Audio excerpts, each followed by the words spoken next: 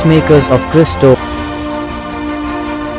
இன்று உன் குடும்பத்தில் நீ அதிகாரம் உள்ளவளாக வாழ்கிறாயா, இல்லை அசிங்கப்பட்டு வாழ்கிறாயா? மத்தேயு சுவிசேஷம் 21வது அதிகாரம் 23வது வசனத்துல இயேசு கோவிலுக்குள் சென்று கற்பித்துக் கொண்டிருக்கும் போது தலைமை குருக்களும் மக்கள் மூப்பர்களும் அவரை அணுகி, எந்த அதிகாரத்தால் நீ இவற்றை செய்கிறீர்? இந்த அதிகாரம் உனக்கு கொடுத்தவர் யார் என்று கேட்டார்கள். ஜெபிப்போம். என் அன்பு நேசரே, கர்த்தாவாகிய கர்த்தாவே, கல்வாரி நாயகனே, உன்னத பிதாவே, இயேசுவே, ராஜாதி ராஜாவே, ஆவியானவரே, உம்மையே நாங்கள் துதிக்கிறோம், மகிமைப்படுத்துகிறோம், வாழ்த்துகிறோம், வணங்குகிறோம், போற்றுகிறோம், புகழுகிறோம் சுவாமி. ஏசப்பா, அந்நாளிலே தேவாலயத்தில் இருந்து கொண்டு நீர் நல்லதை கற்பித்தீர் ஆண்டவரே. மறைநூலில் என்ன இருக்கிறதோ அதை கற்பித்தீர் ஆண்டவரே. தேவனுடைய ஆவிக்குரிய விஷயங்களை பற்றி கற்றுக் கொடுத்தீர் ஆண்டவரே. மனம் மாற கற்றுக் கொடுத்தீர் ஆண்டவரே. தேவனுடைய சக்தியை வெளிப்படுத்தினீரே ஆண்டவரே. ஏசப்பா, பிள்ளைகள் மீது கருணை கொண்டீரே ஆண்டவரே. ஒவ்வொருவரையும் தொட்டீரே சுவாமி. ஒவ்வொருடைய வாழ்க்கையையும் மாற்றினீரே ஆண்டவரே. நன்றி அப்பா, நன்றி ஆண்டவரே.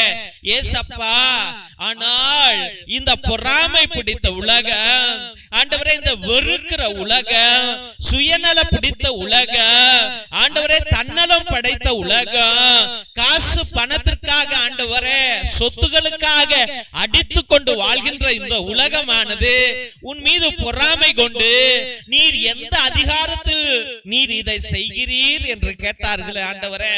அதே போலதான் சுவாமி. ஏசப்பா, இந்நாளில ஆண்டவரே, என் குடும்பத்திலையும் பிரச்சனைகள் ஆண்டவரே, என் வாழ்க்கையிலும் பிரச்சனைகள் ஆண்டவரே.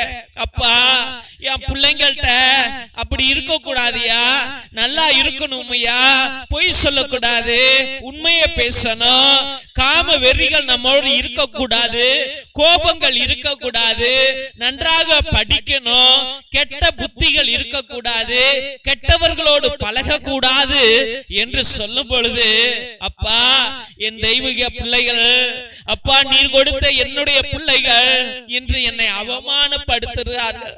உனக்கு இந்த அதிகாரத்தை கொடுத்தது யார்? நான் இப்படிதான் இருப்பேன் என்று சொல்லுகிறார்கள் ஆண்டவரே.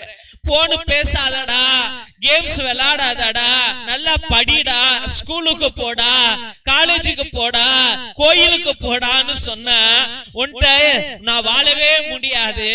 நீ ஒரு சாத்தானு, என் நிம்மதியை கெடுக்கிற சாத்தானு, அடிச்சனா உன்னை கொன்னே விடுவேன் அப்படி என்று சொல்லுகிற பிள்ளைகளாக மாறி போய் விட்டார்கள் ஆண்டவரே. இயேசுவே, என்னை போய் செத்து போ என்று சொல்லுகிறான் என் மகன் ஆண்டவரே. என்னை போய் செத்து போ என்று சொல்லுகிறாள் என்னுடைய மகள் ஆண்டவரே. தெய்வீக கர்த்தாவே, என் குடும்பத்திற்கு நான் பாரமாக மாறிவிட்டேன் ஐயா.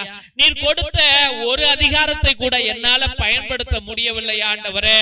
என் கணவன்கிட்ட சொன்னா, நீ இப்படி வாழாத, மற்றவங்க சவகாசம் வேண்டாம், உண்மையுள்ளவளாக நம்ம வாழணும், நீதியோடு வாழணும், நம்ம ஒற்றுமையா வாழலாம், நீ என்னோட இருக்கணும் என்று சொன்னார்.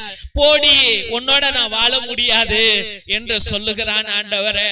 இயேசுவே, என் மனைவி அப்படியே சொல்லுகிறாள் ஐயா. தெய்வமே, என்னை விட்டு எல்லாரும் பிரிந்து போகிறார்கள் சாமி. என் பிள்ளைகளை கண்ட்ரோல் பண்ண முடியல ஆண்டவரே, என் மனைவியை கண்ட்ரோல் பண்ண முடியல, என் கணவனை கண்ட்ரோல் பண்ண முடியல ஆண்டவரே. என் அண்ணன் தம்பிகளுடைய வாழ்க்கையில ஐயோ கீழே விழுந்து விடுவானோ என்ற பயம், என் அக்கா தங்கைகள் ஐயோ ஏதாவது ஆய்விடுமோ என்ற பயம், சொன்னால் கேட்க மாட்டேங்கிறாங்க ஆண்டவரே. என் குடும்பத்துல எனக்கு அதிகாரங்கள் இல்லை சாமி, என் ஊரிலும் இல்லை, என் தொழில் கூடங்களிலும் இல்லை சாமி, நான் வேலை பார்க்கிற இடத்துல கூட இல்ல ஆண்டவரே. ஏசப்பா, இன்று வெறுமனையாக இருக்கிறேன் ஐயா. தெய்வமே, ராஜாவே, எனக்கு கொடுத்த அதிகாரத்தை நான் இழந்து இருக்கிறேன் சுவாமி. ஏசப்பா, இன்னும் ஒரு சில பேர் ஆண்டவரே, அப்பா, அதிகாரம் வந்தது, பவர் கையில வந்தது, அப்பா, அவர்களுக்கு எல்லா அதிகாரங்களும் கையில கொடுக்கப்பட்டது, அதை தவறாக பயன்படுத்துகிறார்கள் ஆண்டவரே. ஆமப்பா, தன்னுடைய தொழிலாளிகளையே தவறாக பயன்படுத்துகிற எஜமான்கள் இருக்கிறார்கள் சுவாமி, அதிகாரிகள் இருக்கிறார்கள் ஆண்டவரே, பணக்காரர்கள் இருக்கிறார்கள் ஐயா. ஆண்டவரே, என் கையில அதிகாரம் இருக்குது, என் கையில பணம் இருக்குது, நான் எப்படி வேணுமானாலும் வாழ்வேன் என்று அப்பா அழுக்கு வாழ்க்கையை ஆண்டவரே, பாவ வாழ்க்கையை வாழ்கிற ஜனங்கள் எத்தனையோ பேர் சுவாமி. ஏசப்பா, அதிகாரத்தை துர்விநியோகம் பண்ணிக்கொண்டு அதை வீணாக பயன்படுத்தி கொண்டு தவறாக பயன்படுத்தி கொண்டு பாவ வழிக்குள்ளாய் சென்று ஆண்டவரே, குடும்பத்தை இழக்கிற பிள்ளைகள், பெற்றோர்களை இழக்கிற பிள்ளைகள், மனைவியை இழக்கிற பிள்ளைகள், கணவனை இழக்கிற பிள்ளைகள் ஏராளம் சுவாமி. ஏசப்பா, நான் படிச்சுட்டேன், எனக்கு அதிகாரம் இருக்குது, நான் கவர்மெண்ட் ஆபீசரு, நான் டாக்டரு, நான் இன்ஜினியரு, என்னை யாரும் கண்ட்ரோல் பண்ண முடியாது என்று அதிகார திமிருகளோடு வாழ்கிற பிள்ளைகள் அடங்கி ஒடங்கி ஒரு நாள் படுக்க போகிறார்கள் என்பதை உணராமல் வாழ்கிறார்களே சுவாமி. ஏசப்பா, என் தெய்வீக கர்த்தாவே, தெய்வ அதிகாரமே பெரியது அல்லவா சுவாமி? அது பரிசுத்த அதிகாரம் அல்லவா? அது பரலோக அதிகாரம் அல்லவா? அது உன்னத அதிகாரம் அல்லவா? அது உன்னுடைய அதிகாரம் அல்லவா? அது படைத்தவருடைய அதிகாரம் அல்லவா? தெய்வமே, நாங்கள் எல்லாம் புழுக்கள் சுவாமி. எங்களுக்கு இந்த அதிகாரம் எல்லாம் 5, 10, 20 வருஷம் தான் ஆண்டவரே இருக்கும் சுவாமி. மிஞ்சு போனா 40 வருஷம் இருக்கும் ஆண்டவரே. அந்த அதிகாரங்கள் எல்லாம் ஆண்டவரே பணத்திற்காக கொடுக்கப்பட்ட அதிகாரங்கள் ஐயா. அதிலே பாவம் நிறைந்த அதிகாரங்கள் அதிகமாக இருக்கிறது சுவாமி. ஏசப்பா, ஒவ்வொரு அதிகாரிகளும் நல்ல ஒழுக்கமுள்ள பிள்ளைகளாக மாறணும் ஆண்டவரே. லஞ்சங்களை எடுத்துக்கொள்ள கூடாது ஐயா.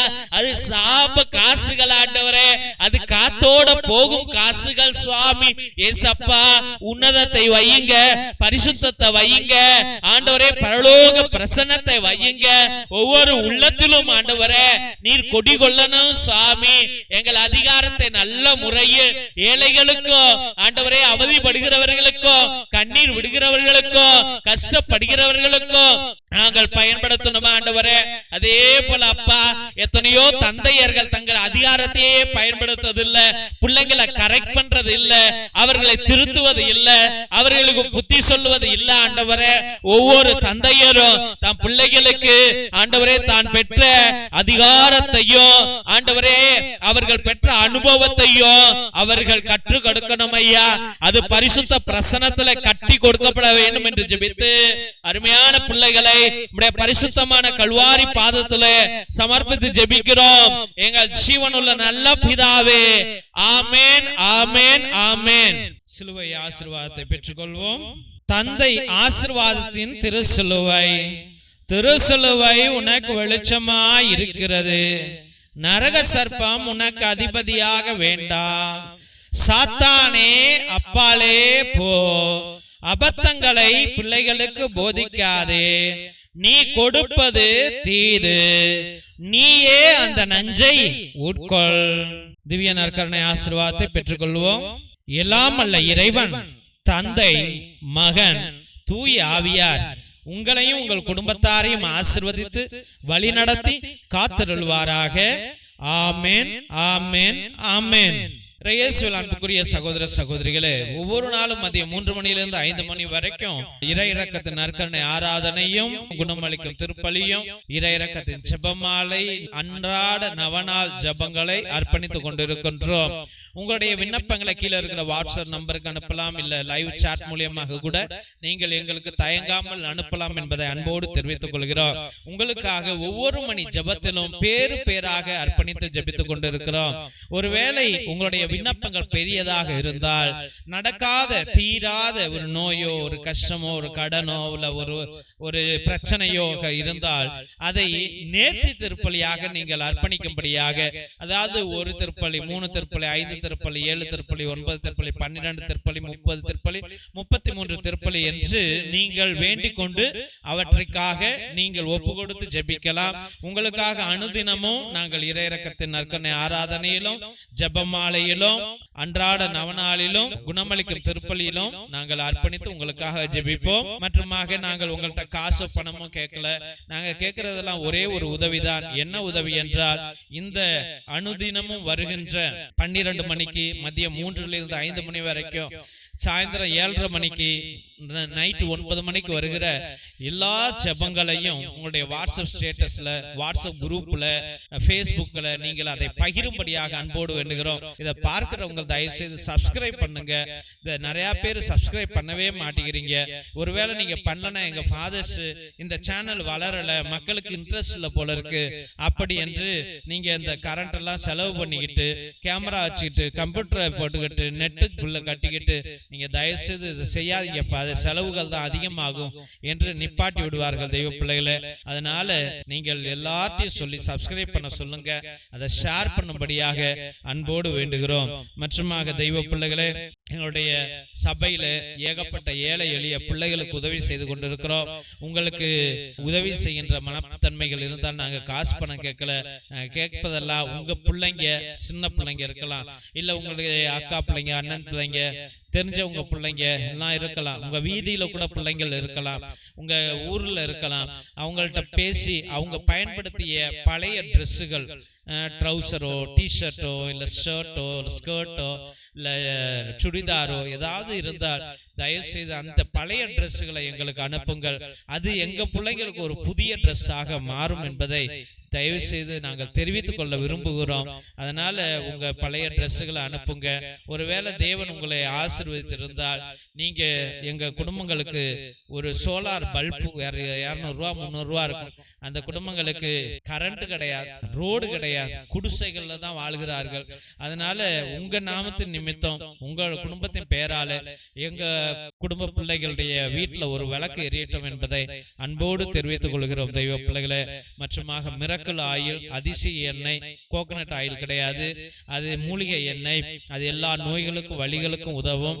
அதை வாங்கி பயன்படுத்தும்படியாக அன்போடு வேண்டுகிறோம்.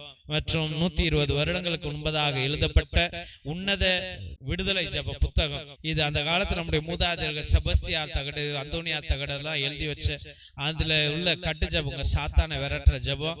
இந்த ஜபங்கள் இதுல இருக்கிறது. இதை வாங்கி நீங்கள் பயன்படுத்துங்கள், வாழ்க்கையிலே நல்ல வெற்றி அடைவீர்கள் என்பதை அன்போடு தெரிவித்துக் கொள்கின்றோம்.